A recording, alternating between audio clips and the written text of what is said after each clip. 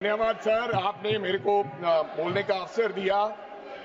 मैं ज्यादा रेपिटेशन ना करते हुए सीधा बिल का विरोध करने के लिए खड़ा हुआ हूं। मैंने आज देश के गृह मंत्री का अच्छे तरीके से भाषण सुना और उन्होंने बार बार एक ही बार को दो तीन बातों को ज्यादा जोर दिया। एक तो उन्होंने कहा कि विरोधी दल भ्रम फैला रहे हैं, मुसलमानों के बीच डर फैला रहे हैं। ये हमने फैलाया हुआ डर नहीं है। जब देश के मुसलमान को लगा कि देश में बीजेपी में 240 संसदों में एक भी मुसलमान सांसद नहीं है, हमारे लिए जगह नहीं है, तो वो डरने लगा।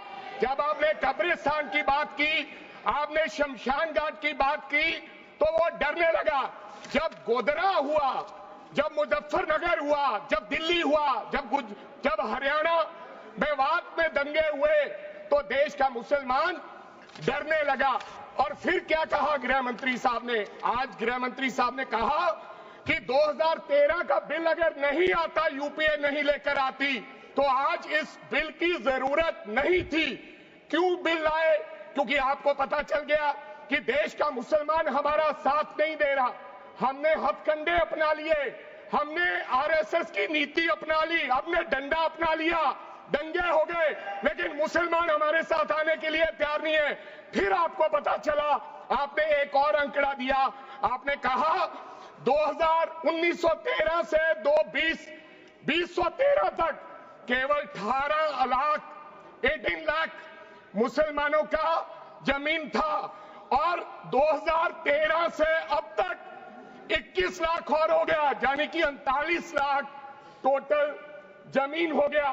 तो आपको किसी ने समझाया मुसलमान को अगर आपके बस में करना है, ये आरएसएस की नीति नहीं अपनाएगा जितनी देर आप इनकी सास प्रणाली बंद नहीं करोगे, अगर वक्फ बोर्ड नहीं छीनोगे, अगर जमीनें नहीं छीनोगे, तब तक मुसलमान आपके सामने झुकने वाला नहीं है।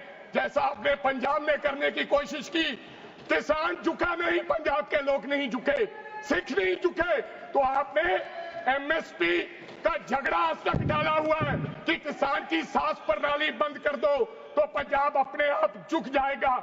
आर्थिक जब झुक जाएगा तो हमारी ईन मान लेगा और हमारे साथ आ जाएगा। आदरणीय सर, आपने बार बार कहा, आज गृह मंत्री साहब ने कहा गवर्नमेंट प्रॉपर्टी पर किसी का अधिकार नहीं है, पंचायत की जमीन कोई दान नहीं दे सकता है। मैं आपको इसके पीछे लोचा क्या है, इसके पीछे छुपा हुआ राज क्या है?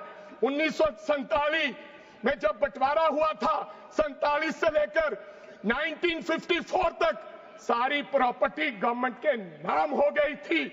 उसके बाद 1954 में एक्ट बना, तो वो एक्ट में सर्वे हुआ 1961 टू 1970। सर्वे किसने किया? कलेक्टर ने। अगर पंजाब की, हरियाणा की, हिमाचल की बात करूं तो डिविजनल कमिश्नर अंबाला बैठते थे, उन्होंने सर्वे किया, तहसीलदारों ने सर्वे किया, तो वक्फ बोर्ड को यह जमीन देने का काम किया। अब क्या हो गया? जैसे राहुल गांधी कर्नाटक में भाषण देते हैं, गुजरात में मुकदमा दर्ज होता है, सजा हो गई। गवर्नमेंट की प्रॉपर्टी तो 1947 और 1954 में तो सारी प्रॉपर्टीज गवर्नमेंट की थी।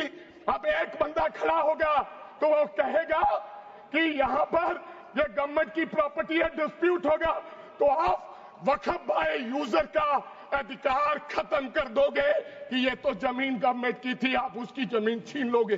फिर आपने कहा लिमिटेशन एक्ट की बात कर रहे हैं आप, और किसी धार्मिक स्थानों पर तो लिमिटेशन एक्ट लागू नहीं होता, इनके ऊपर क्यों?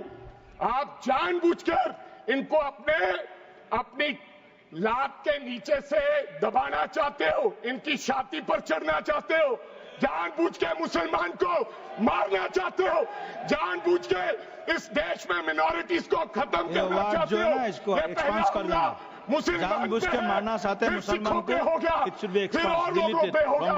और लास्ट आपने कहा प्रैक्टिसिंग मुस्लिम, एक आपने और कंडीशन लगा दी लास्ट कि 5 साल प्रैक्टिस मुस्लिम होना चाहिए, वो दान दे सकता है।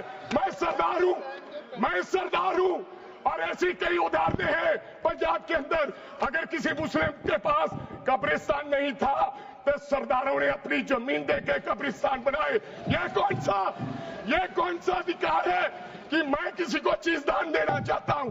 और इसको कौन बताएगा? रिजू साहब ये बताएंगे कि ये प्रैक्टिसिंग मुस्लिम है या नहीं है? ये सरासर अन्याय है। कल को श्रोमणी गुरुद्वारा प्रबंधक कमेटी 1925 का सिखों का जो एक्ट है, आप उसमें भी संशोधित करेंगे। आपको लगता है पहले मुस्लिम मारेंगे, फिर सिख मारेंगे, फिर क्रिश्चियन मारेंगे? ये आपकी सोच है और मैं बिल का विरोध करता हूं।